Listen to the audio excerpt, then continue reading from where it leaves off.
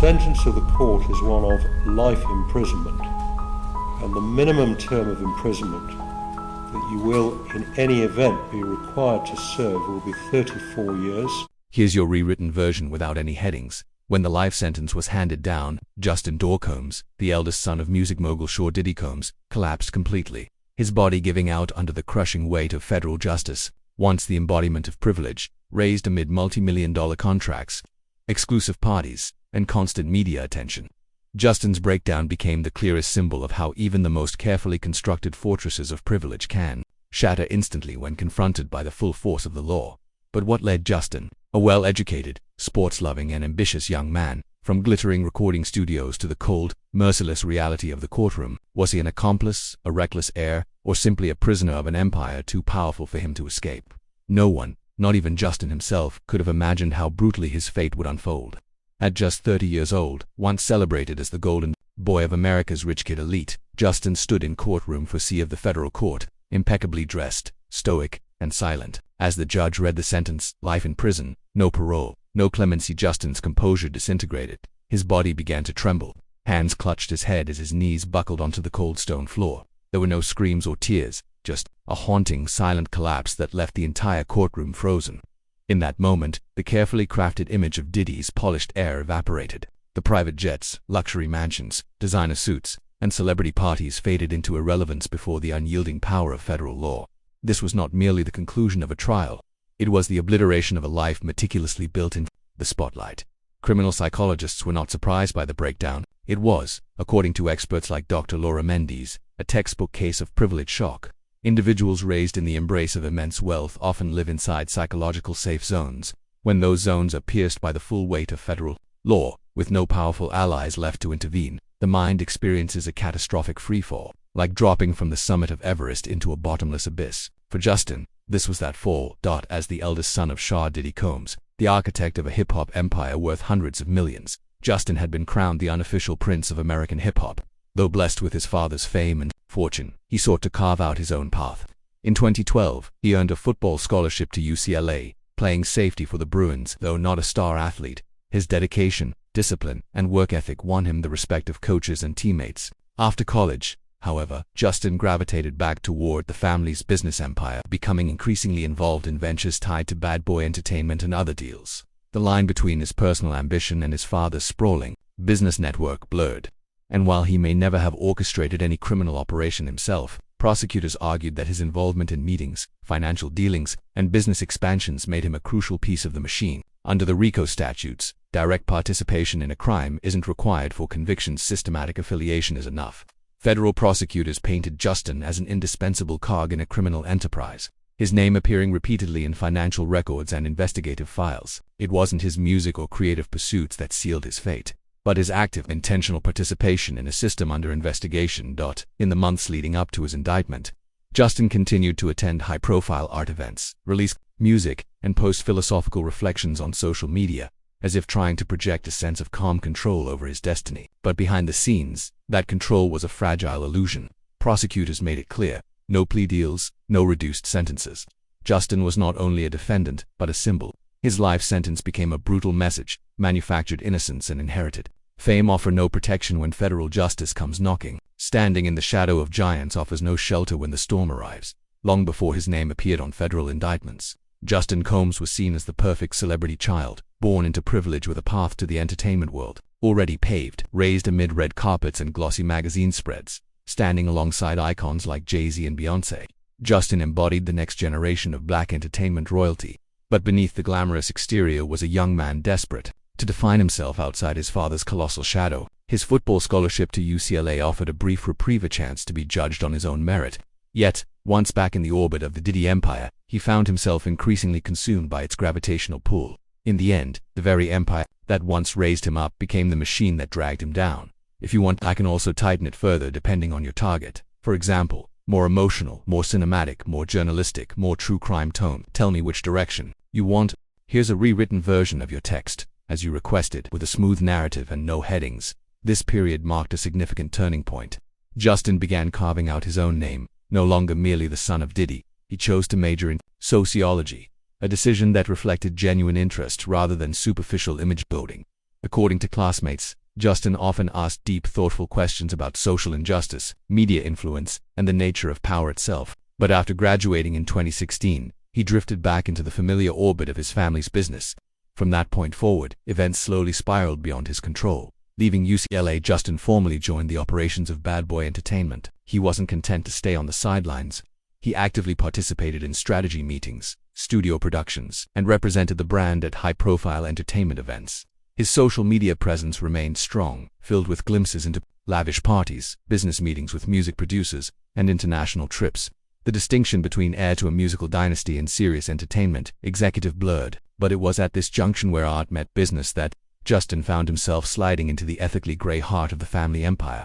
Investigative documents reveal that many of the suspect activities under the sweeping RICO investigation span from 2008 to 2024 years that almost perfectly align with Justin's coming of age and increasing involvement in the business. As Bad Boy Entertainment expanded from a record label into a vast financial ecosystem, Justin transitioned from observer to participant. Prosecutors described him as a second-tier coordinator, not the architect, but a vital link keeping the machine running. Evidence included his involvement in transactions, money transfers between personal and company accounts, and an extensive trail of emails and messages exchanged with individuals later indicted.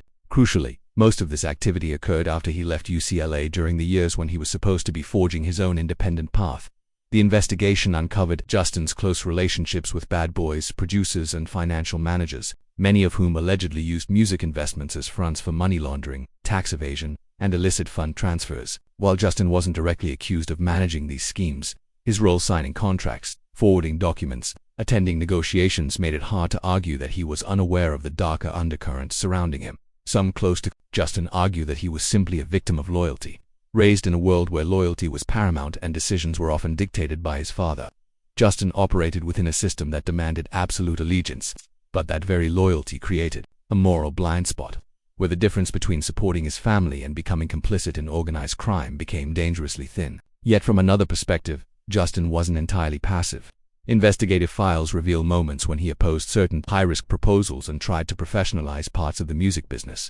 Still, his individual efforts couldn't overcome a deeply entrenched system driven by power and self-interest. From the glamorous lights of the BET Awards red carpet to the cold, harsh glare of the courtroom, Justin Combs followed a path few could have foreseen. Born into privilege and opportunity, he ultimately found himself consumed by the very empire that raised him.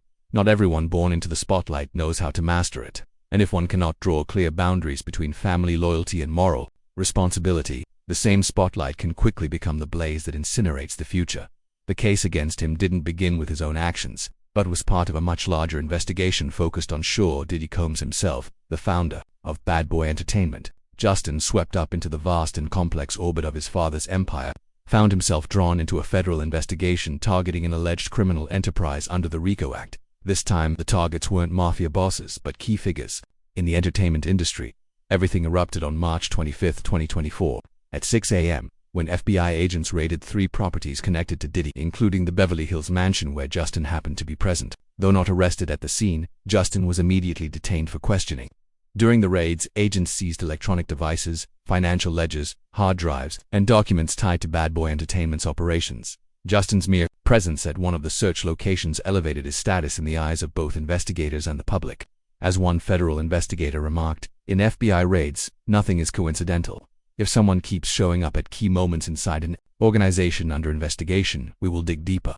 From that moment on, Justin officially became a person of interest. The investigation had already been underway for years, covering suspected activities that included money laundering, financial fraud, shell companies, phony contracts, and even accusations of abuse of power and sexual exploitational dating. Back to 2008, the year Justin reached adulthood and began transitioning into his role within the family business. His name surfaced with increasing frequency in investigative reports. While never identified as a leader, he was seen as involved, included in strategic meetings, copied on financial communications, and signing numerous contracts that prosecutors argued masked complex financial operations. On the surface, these transactions appeared tied to the entertainment business, but to federal prosecutors, they were thinly veiled fronts for legitimizing vast illicit cash flows.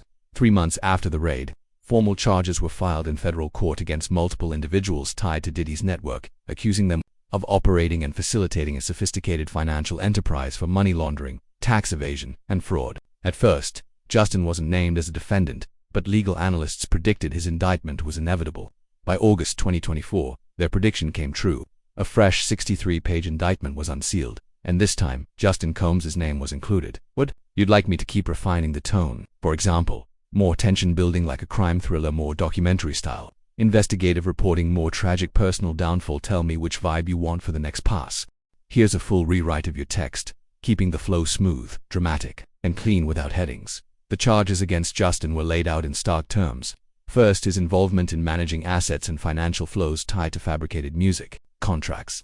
Second, his use of family-owned recording studios for legally ambiguous purposes. And third, his maintenance of opaque financial records for entertainment companies operating out of Miami and New York. While court documents stopped short of labeling Justin the mastermind, prosecutors emphasized that he actively maintained and protected the enterprise by serving as a legal representative during critical transactions. The heart of the case was not that Justin had orchestrated the criminal system, but that he had countless opportunities to step away, sound the alarm, or at least distance himself, and chose not to act. Under federal RICO statutes, Justin faced the gravest of consequences. If aggravating circumstances were established, life imprisonment was on the table. Prosecutors argued that for years he had knowingly aided an enterprise operating at the highest levels of organization, woven into the fabric of the entertainment industry. This assertion led the federal court to seriously consider imposing the maximum sentence allowed by law. As the trial opened in early 2025, Justin's defense team crafted a narrative centered on dependency and inherited obligation. They painted him as a passive heir swept into a world he never truly controlled, acting more out of family loyalty than conscious criminal intent. Yet the prosecution dismantled this image with precision. Testimonies, records, and documented communications portrayed Justin not as a bystander, but as an active participant. He scheduled projects, approved budgets, and negotiated copyright agreements that prosecutors argued were engineered to obscure financial misconduct. A pivotal moment in the trial came when prosecutors introduced an email exchange between Justin and one of Bad Boy's music producers. In it, Justin wrote, "Let's keep the books clean enough to dance around it." This single sentence, cited repeatedly in court, was presented as damning evidence that he understood the legal risks but continued the practices regardless. Compounding the damage, a former financial assistant testified that Justin had been coached on how to disguise questionable funds by reinvesting them into non-commercial music ventures. The defense sought to discredit the testimony, but when cross-referenced with banking data, the accusation proved difficult to refute. Beyond the RICO charges, Justin faced several aggravating counts: falsifying financial records, obstructing federal investigations, and misusing company funds for personal benefit. Altogether, he stood accused on 5 major counts, 2 of which carried the possibility of life sentences. In May 2025, during the final sentencing hearing, the weight of the entire case hung heavily over the silent courtroom. As the judge read aloud, the court sentences the defendant, Justin Combs, to life imprisonment without the possibility of parole under federal guidelines for aiding and maintaining a criminal enterprise. Justin collapsed to the floor. That image, his fall from privilege into ruin, became the defining symbol of his fate. From a life of fame and wealth to absolute confinement, the story of Justin Combs had become a chilling portrait of how easily the lights of celebrity can turn into the cold glare of a prison cell. The entire investigation, while not initially focused on Justin, unfolded around the powerful and far-reaching empire of Diddy Combs, founder of Bad Boy Entertainment. Justin, born into the heart of this empire, was pulled into its gravitational pull from the very beginning. The federal investigation, invoking the full force of RICO statutes originally designed to dismantle criminal enterprises, now turned its gaze on the music industry itself. Everything came to a head on March 25, 2024. At 6 a.m., FBI agents raided 3 separate properties linked to Diddy, including the Beverly Hills mansion where Justin happened to be. Though he was not arrested that morning, he was immediately detained for questioning. Agents seized a trove of evidence: financial records, hard drives, contracts, and personal devices, all tied to the complex financial operations of Bad Boy Entertainment. Justin's presence at one of the primary search locations instantly elevated his profile within the investigation. As one federal agent put it, in FBI raids, nothing is coincidental. If you keep showing up at key points inside an organization we're investigating, we'll definitely dig deeper. The investigation had already been years in the making, tracing suspected criminal activity stretching back to 2008, the very year Justin entered adulthood and began assuming responsibilities within the family business. His name appeared repeatedly in early reports, attending strategic meetings, copied on financial communications, signing contracts under the family's entertainment corporations. Though the surface narrative was one of standard music business dealings, prosecutors argued these transactions were elaborate fronts for concealing vast illicit financial flows. 3 months after the initial raids, Formal charges were filed against numerous individuals inside Diddy's network, accusing them of constructing and maintaining a multi-layered operation for money laundering, tax evasion, and financial fraud. At first, Justin's name did not appear among the defendants, but legal experts predicted his indictment was inevitable. By August 2024, their predictions were realized. A 63-page federal indictment wasn't sealed in this time. Justin Dorcombs was formally charged. If you want, you can also prepare another version depending on your goal. More cinematic for screenplay, more journalistic; for documentary script, more emotional; human tragedy tone, more legal thriller; court drama tone. Just tell me the direction you'd like to take.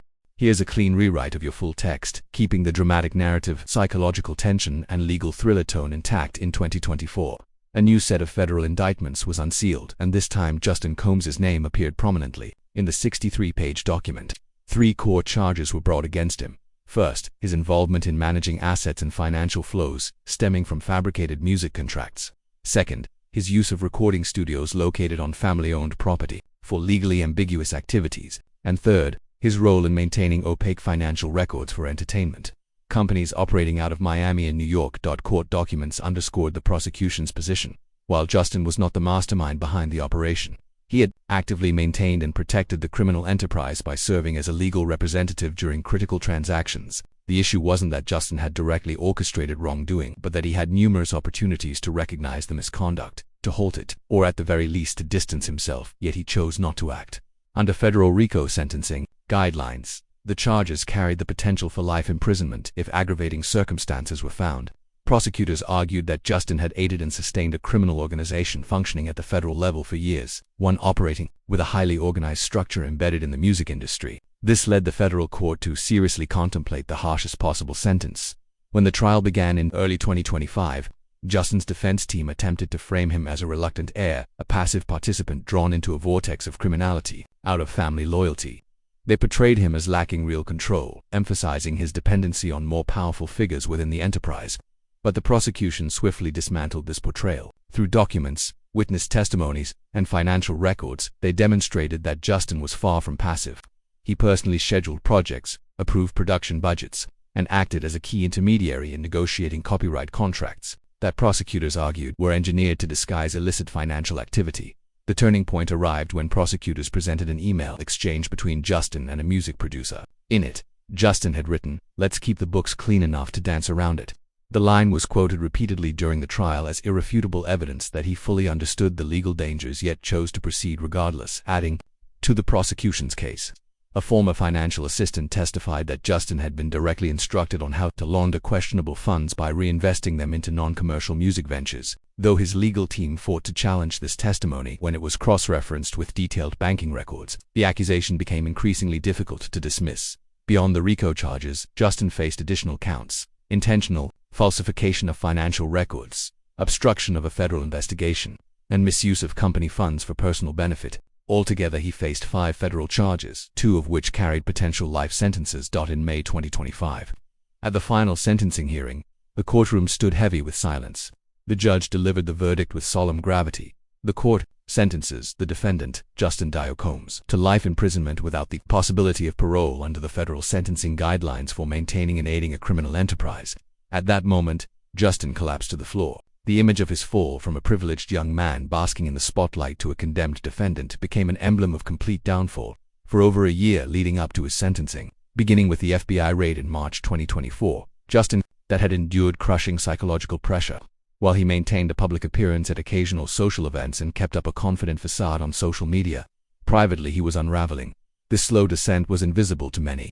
Society often assumes that those born into privilege are more resilient, but research suggests otherwise. A 2020 study by the American Psychological Association found that individuals from wealthier backgrounds often crumble faster when confronted with circumstances they cannot control, lacking the coping mechanisms that others develop through adversity. For Justin, this was no abstract theory. It was a daily torment. A close friend, speaking under anonymity after the trial, revealed, "Ever since the FBI stormed his house, Justin hasn't had a full night's sleep.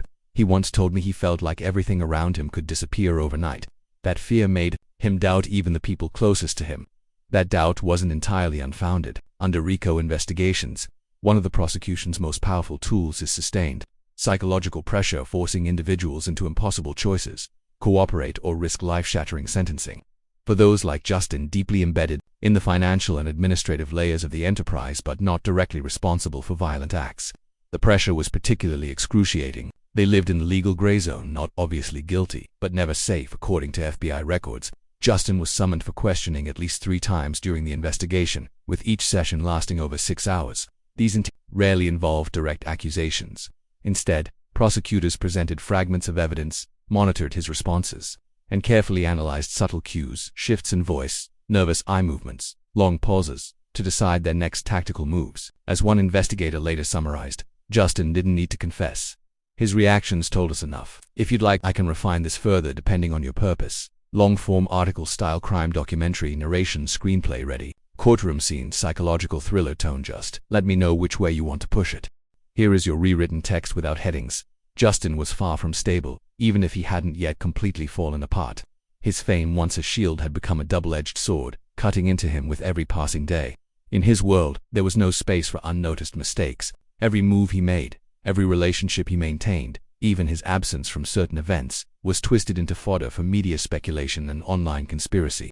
Living under this suffocating scrutiny, where any misstep could be interpreted as proof of guilt, turned exhaustion into something far darker, a prolonged, sophisticated form of psychological torture. This kind of breakdown wasn't unique to Justin. History had seen other sons of powerful men dragged into similar nightmares. John Gotti Jr., son of the infamous mafia boss, once stood trial for his alleged role in his family's criminal empire. Though Gotti Jr. claimed he had left the criminal world, prosecutors went after him based on financial ties, social associations, and even his silences. Though some charges were eventually dropped, the emotional toll left scars that never healed. In a 2010 interview, Gotti Jr. choked up, confessing, "I don't even recognize who I am anymore. I'm alive, but I'm not living." The R. Kelly case offered another brutal example. While Kelly himself was the primary perpetrator, many in his orbit, managers, assistants, financial staff, were also prosecuted under RICO for enabling or turning a blind eye. Several of them suffered severe breakdowns. Some cooperated not because they believed in their guilt, but simply to find some measure of mental relief. It demonstrated the uniquely isolating nature of federal investigations. Once the system began peeling away the protective layers of power, each individual was left alone to face the crushing weight of their own decisions. Within Justin's own family, peace was shattered. The moment one person became a target, everyone else, whether charged or not, came under suspicion. Trust became a burden, loyalty became a risk. Raised in a world where family was the final refuge, Justin now faced a torturous dilemma: remain silent to protect his bloodline, or break that silence to protect himself. A veteran FBI consultant put it bluntly: it's not the sentence that breaks them, it's the isolation, the betrayal, the fear of not knowing who will be next. That's what destroys them. In Justin's case, every one of those factors was in play. By late 2024, medical records filed by his legal team revealed the toll it had taken. Justin was experiencing severe anxiety, chronic insomnia, and deepening depressive symptoms. He attended therapy twice a week, relied on sleeping aids, and was prescribed mild antidepressants. In one closed-door hearing, an audio recording captured his exhausted confession: "I wake up at 3 a.m. almost every night, wondering what else they're going to take from me." In the courtroom's heavy silence, those words echoed like a man lost inside a maze, searching for an exit that no longer existed. The investigation eroded every aspect of his life. His romantic relationship ended. Longtime friends distanced themselves. Business partnerships dissolved. The public, once eager to crown him as the Prince of Bad Boy, became bitterly divided, one side defending him, the other savaging him. In brutal online attacks, social media became a psychological minefield. A single post could trigger a storm of accusations, feeding a cycle of anxiety that pushed Justin deeper into withdrawal. Eventually, he disappeared from public view entirely, abandoning social media, business ventures, and public appearances. In their final submission to the court, his legal team pleaded for leniency, citing irreversible psychological damage, but the court was unswayed. Emotional suffering, no matter how severe, could not erase criminal accountability. The sentence he ultimately received not only imprisoned his body but chained his consciousness. The dream of becoming an independent artist, a cultural leader, and an heir to the next generation of black legacy, all of it was obliterated by an invisible storm that swallowed him completely. Among the many elements that made Justin Combs' trial such a focal point for both the media and the legal world, the father-son dynamic between Justin and Sean Diddy Combs stood out as uniquely sensitive and painfully complex. When a son falls due to the empire his father built, the question shifts from who committed the crime to who failed to stop it. For years, Diddy was celebrated not just as an entertainment mogul, but as a deeply devoted father, a figure who actively shaped the culture and proudly referred to Justin as his heir, not only of wealth but of spirit and vision. The father-son bond was never hidden. It was showcased in interviews, on stage, and even in Diddy's lyrics. But as the federal investigation tightened its grip around Justin, public attention turned sharply toward Diddy. No longer viewed simply as a mogul or cultural icon, he was now seen through a different lens, as a father whose influence or lack of control may have led his son into disaster. If you want, I can continue rewriting the next parts as well in the same tone and flow. Shall I proceed? Here's your rewritten text. Flowing naturally and without headings. Justin's lawyers argued that he never fully grasped the scale of the alleged criminal operations. But the prosecution countered firmly. If you grow up inside a system, benefit from it, and have decision-making power within it, you cannot claim ignorance. In such circumstances, family no longer provides sanctuary. Instead, everyone becomes a potential suspect. For Justin, the conflict between loyalty to his father and the instinct to protect himself became an unbearable internal battle. According to an insider close to his legal team, prosecutors offered Justin a deal if he cooperated and revealed the inner workings of the operation, including the roles played by family members. His life sentence might be reduced to a term of years. This tactic is standard in RICO cases, where fractures within families are often exploited to dismantle tightly knit networks. Once one person cooperates, it can trigger a chain reaction, forcing others to turn as well, each trying to protect themselves. But for Justin, this decision carried far deeper implications. He wasn't just a defendant. He was the eldest son, raised to uphold the Combs family name. To cooperate to betray his father would not only be a legal act but a personal rupture that struck at the very core of his identity. Whether Diddy directly involved his son in the criminal enterprise remains officially unclear. To date, Diddy has not been charged, though investigations continue. Yet his silence following Justin's conviction spoke volumes. As Justin collapsed in the courtroom, his father offered no public statement, no defense, no effort to shield his son. Some believe this silence was a calculated legal strategy, but for Justin, it felt like abandonment. A defense memo leaked after the trial quoted Justin with painful clarity. "I thought I was protecting him, but then I realized when I fell, no one was there to catch me." The family atmosphere, once warm and united, grew cold. Several members of the extended Combs family, particularly those involved with Bad Boy subsidiaries, were summoned for testimony. No new arrests were made, but the constant scrutiny, the probing questions, and the suspicion hanging over every family member created a chilling distance. As one relative shared with New York Magazine, "Dinner used to be where we all gathered. Now, everyone avoids each other." In cases like this, prosecutors know that loyalty has limits. It endures until the prospect of losing one's freedom, career, and reputation looms large. Over many months, investigators carefully worked to fracture the Combs family's trust, issuing separate subpoenas, conducting private interviews, and spreading whispers that someone else might have already turned. The goal was simple: to break the protective shell of family solidarity. So why didn't Justin cooperate? Why didn't he save himself? Perhaps the answer lies in what has defined the Combs legacy: fierce loyalty, a fighting spirit, and the unshakable commitment to protect the family's honor. Justin wasn't simply defending his father. He was protecting a myth, a belief, an identity that he could not or would not discard. That choice, however, came at a terrible price. His refusal to cooperate left the prosecution with no alternative but to pursue the harshest sentence. In the federal system, silence does not imply innocence. It only removes any possibility for leniency. During closing arguments, the prosecutor delivered a line that hung heavy in the air. He didn't speak the truth not because he didn't know it, but because he didn't dare to betray. The judge nodded in agreement. And though the sentence, life imprisonment without parole, was handed down, the complex relationship between Justin and his father remains unresolved. The public continues to debate: was he a co-conspirator, a victim, or a loyal son sacrificed to protect an empire? The full truth remains locked away, waiting for the day it might finally emerge. Even though the courtroom battle ended with the harshest possible verdict, Justin's journey is far from over. The legal and social consequences continue to ripple. His fate now lingers in a painful limbo, filled with unanswered questions and haunting uncertainty. Legally, Justin retains the right to appeal. His attorneys have filed with the Ninth Circuit Court of Appeals, arguing that media coverage biased the jury, that critical exculpatory evidence was improperly excluded, and that his actions, while morally questionable, did not directly violate any clear statute. His defense maintains that while his behavior may have indirectly supported an enterprise, he never consciously ran a criminal operation himself. Yet the odds are against him. Federal statistics show that only about 7% of RICO appeals result in any form of relief, and full reversals are exceedingly rare. In Justin's case, the circumstantial evidence alone, combined with financial records, emails, and witness testimony, convinced the court that he had ample opportunity to walk away but chose instead to stay involved. And so, Justin's story leaves us with questions about privilege, responsibility, and the crushing weight of loyalty. His name, once linked to promise and prestige, now symbolizes something far more tragic. A young man entangled in a web spun long before he could fully comprehend its consequences. If you'd like, I can also polish or slightly adjust the tone, depending on whether you want it to sound more like a documentary script, a novel excerpt, or a media article. Shall I?